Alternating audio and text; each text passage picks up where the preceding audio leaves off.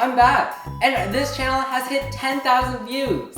Well, it's actually more like 10,300 because YouTube decided not to count views for a week, which is really sad because I would made this video like last week. And to celebrate these 10,000 views, we're gonna make some cake pops. But I suck at decorating, so I have my sister here, Kelly, who's very helpful in making crafts and arts and stuff. So today we are gonna make 10,000 cake pops, one for every single view we had. And for the 300 views we got after, I'm sorry you don't get cake pops. That's just a little too many. Okay, fine. We'll just make cake pops that say 10,000 instead, and some other cool design. Sure.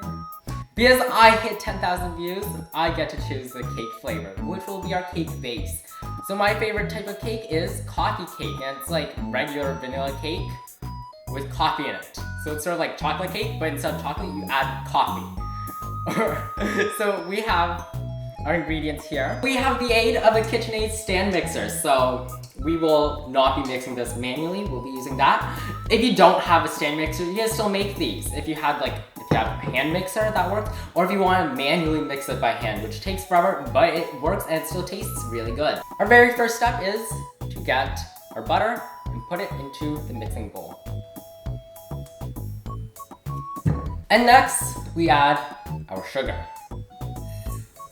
And now we mix. So we will be mixing using the whisk attachment, and we'll be mixing on high. Then let it mix for about 5 minutes. Now add the egg and mix at a low speed.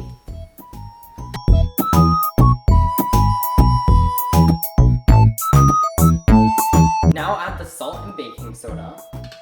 Then add 1/3 of the flour.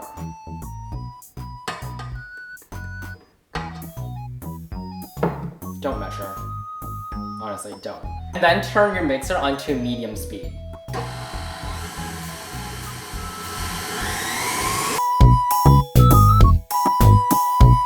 When it's fully mixed, then add 1/3 of the milk and vanilla mixture. And then turn your mixer to a medium speed again. Now repeat with the 2/3 remaining. When you run out of the milk and flour, scrape down in your bowl.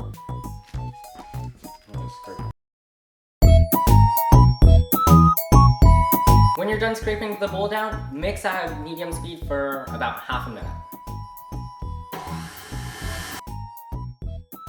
Now pour in the ground instant coffee and mix at a medium speed. Now scrape down the bowl again and mix at medium for about another 15 seconds. And now we're ready to bake. So here we have a baking pan, and Kelly will grease it. So first grease the pan. And now our pan is greased, we will now pour in our cake batter.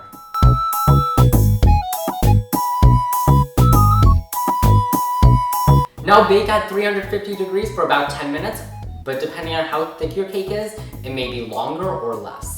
So don't blame us if your house is on fire because you baked for too long or didn't bake long enough. That wouldn't work. If you didn't bake long enough, you'd have like stomach poisoning or whatever. I don't care. Just don't blame us for your problems.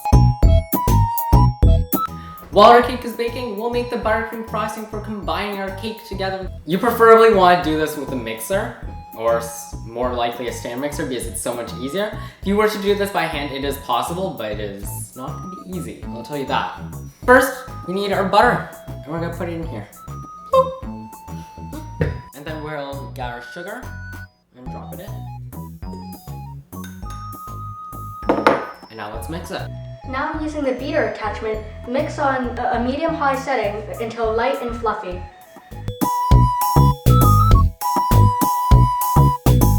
Now pour in your milk and vanilla mixture and mix on a medium setting. If your frosting looks too thick, add more milk. And if your frosting looks too thin, then add some more sugar. And now that our cake has baked and cooled and our icing has been mixed, it's time to mash this perfect cake into a pulp. And mix it with the icing.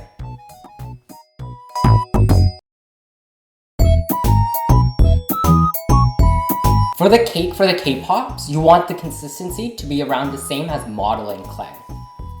So now you're going to divide your cake into golf ball sized pieces.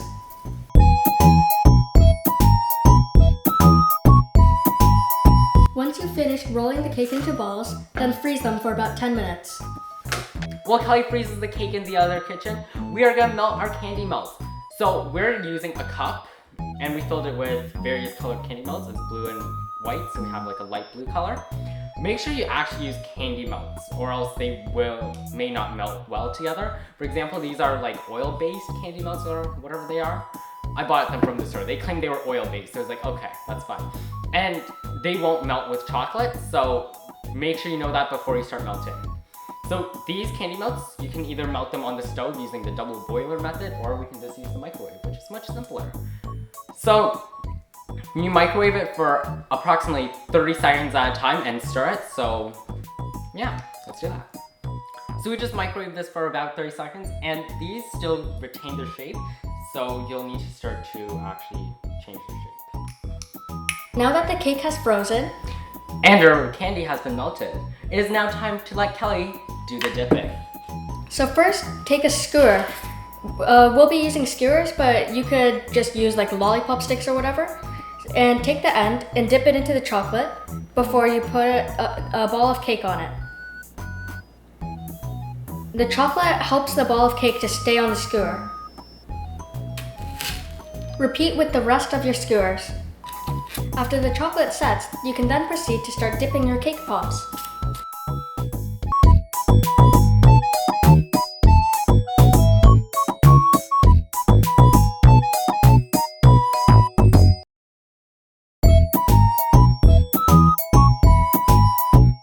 So this is how you make cake pops. For those who can't read this, it says 10K, and then with an exclamation mark and smiley face, because we're all really excited here. Yeah, we're quite happy. Thank you so much for watching all of our videos, and if you haven't watched them, watch them all, because some of them are actually really good, but most of them are probably not, so take your pick. Anyway, let's check if there's poison in these.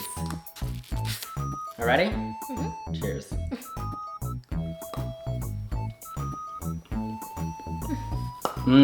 No poison. No poison.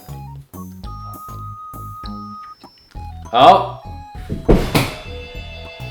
Thank you for calling! You suck, whoever